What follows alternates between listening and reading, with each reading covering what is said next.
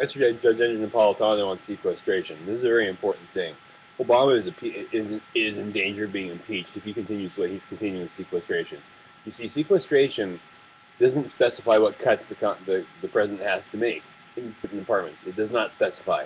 You know, it does not say that he has to do this. He has to cut the Department of the Immigration, ICE. He doesn't have to cut their funding for housing illegals.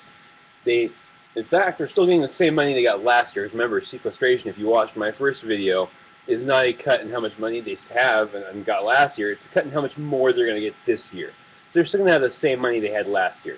So if the president to cut the budget for housing illegal immigrants who have a criminal record in Mexico, mind you, 35,000 that we detain are criminal immigrants that have a criminal record in Mexico, okay, that we definitely don't want here. I'm all for letting the people who are here who don't have criminal records, you know, because they have kids that are citizens now because they were born in this country. I'm okay with giving them a path to citizenship. I'm alright with that. So I'm not some racist idiot, alright? So don't label me as such.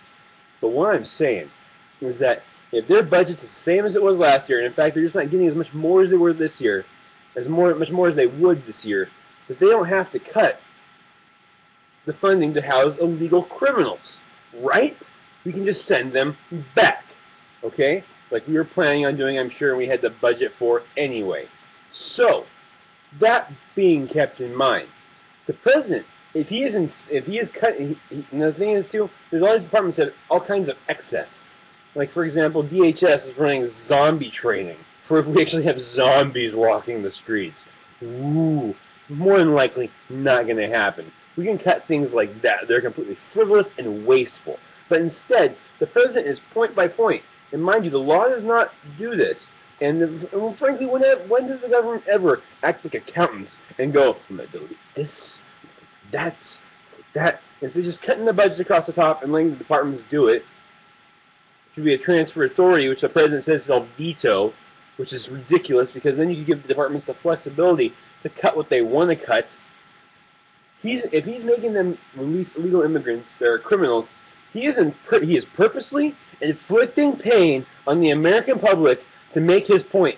He is purposely inflicting the most negative result possible on the American populace, purposely inflicting the most negative outcome to make us feel the most pain on the American people. That is impeachable. And Judge Andrew Napolitano is correct in saying that he should be dismissed from office for this.